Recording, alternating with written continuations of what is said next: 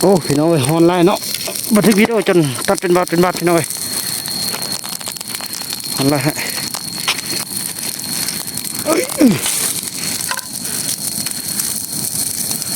ไม่ขึ้นมาเลยซะ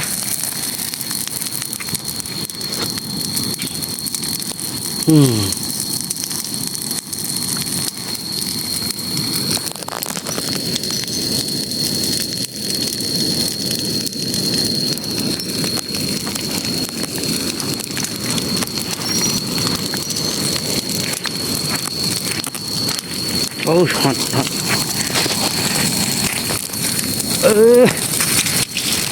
ตายพี่น้องเอ้ยเฮ้ยฮอน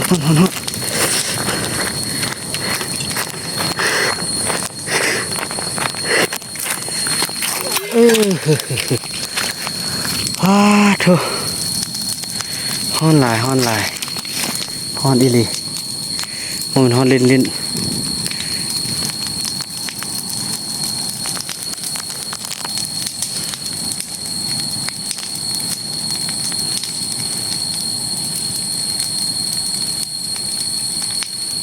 นเห็นเอาทางไหนมัน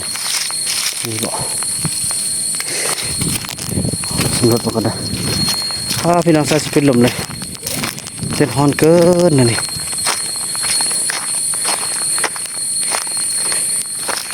โอ้นี่เอาเนาะ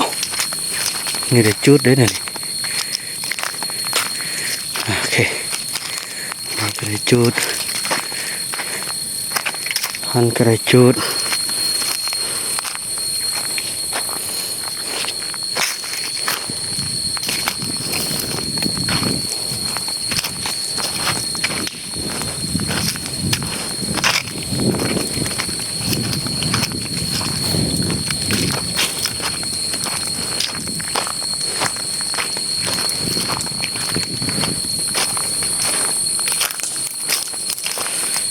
นี่ก่อนพี่น้อง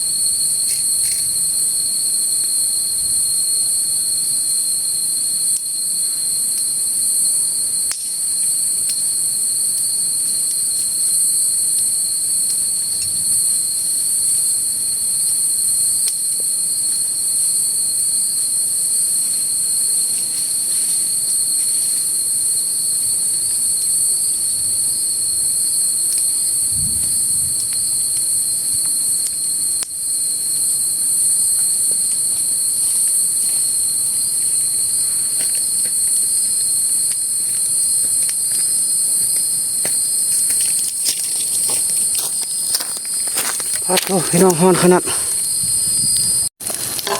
ไปขึ้นมาละพันนี้ก็จุดละพันนั้นก็จุดพี่น้องเอ้ยพอจุดมันทั่วหมดนั่นแหละมันก็สิได้จกหมดเลยเนาะท่านั้นก็เกี่ยงมาละขี้ใส่ก็ไม่หมดพี่น้องพอมันเด็ดหอนไล่เด็ดหอนเกินพี่น้องเอ้ยอยู่ห่มก่อนโธ่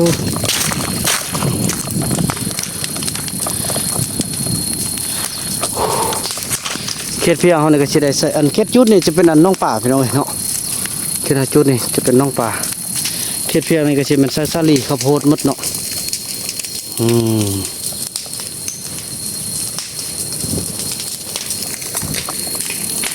่ขึ้นละหอนขนาดเลยพี่น้องเลยมันไปอยู่ใกล้ๆกัน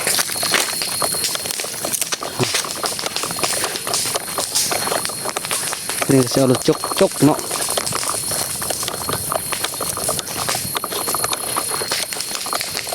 ส่วนจกนี่ก็จะเป็นการช่วยเหลือของย่าแม่นางเนาะแล้วเขาเซ่เพิ่นช่วย4 ล้านป่ายพี่น้องเอ้ยจกกกไม้นี่เด้พี่น้องเอ้ยเนาะกกไม้บรรดากกนี่พอใจมันลงหมดปลามันก็บ่ร้อนพี่น้องเอ้ยจกแล้วก็เมียนเป็นบอนแล้วก็ทางน้องปลานั้นก็เป็นแม่เจ้าวอนเฮาพร้อมด้วยพ่อสติวอนเนาะ500 เหรียญได้น้องปลา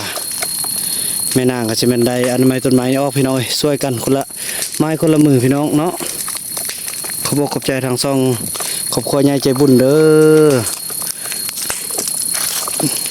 เพียงนี้พอเฮาสิปลูกกันสาลีปลูกข้าวมันเบิ่งแล้วมันก็บ่วิตสาลีแหละพี่น้องสาลีเอามาขายได้มาเกลือไก่ได้มันก็ปลูกทางนั้นละแล้วก็สิมันปลูกทางนี้มาบัดนี้ไม่ขึ้นมาละ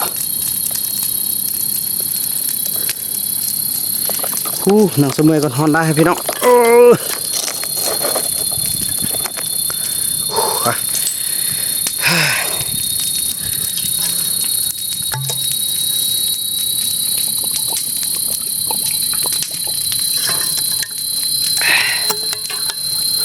ไปจอดไปจุดบางทางนั้นก็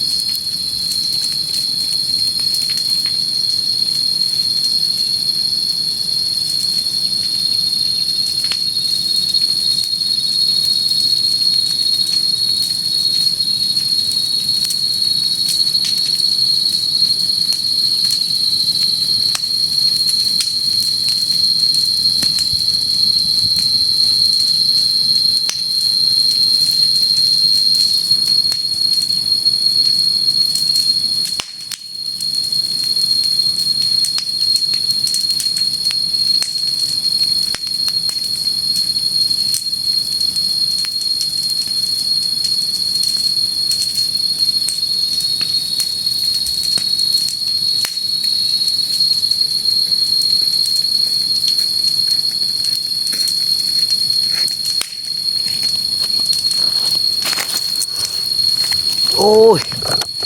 ทางนี้ก็ชุดมาแล้วเริ่มขึ้นละมันนี่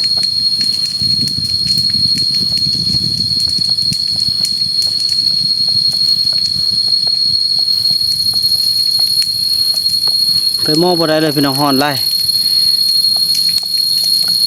ฝนทำลงมาแล้วมันนี่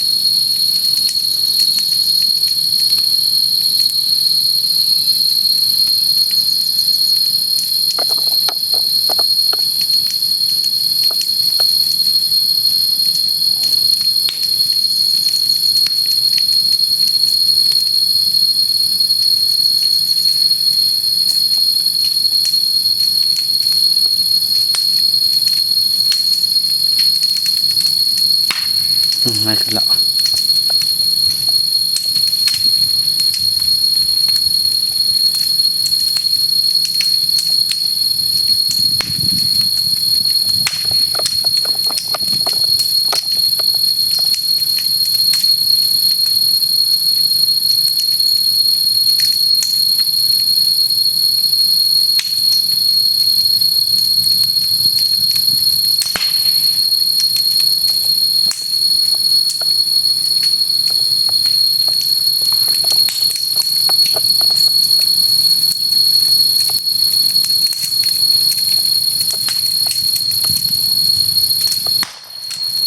อ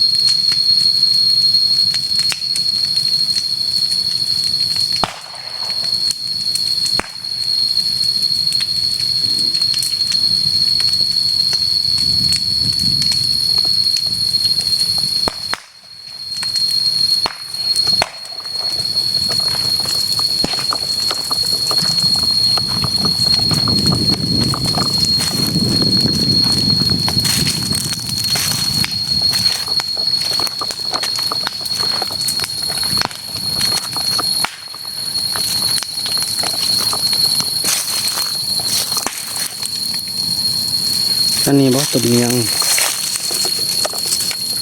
บ่แม่น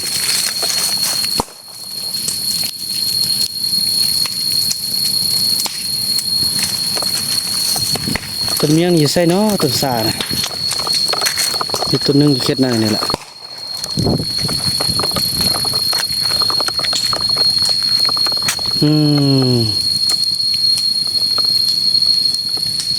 คักแล้วพี่น้องเอ้ยเดี๋ยวต้นไม้ใหญ่นี่ละลง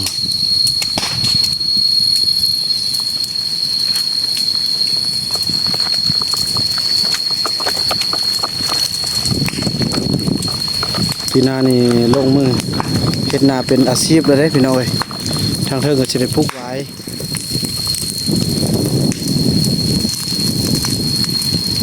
ว้เป็นอาชีพมันคงตลอดไป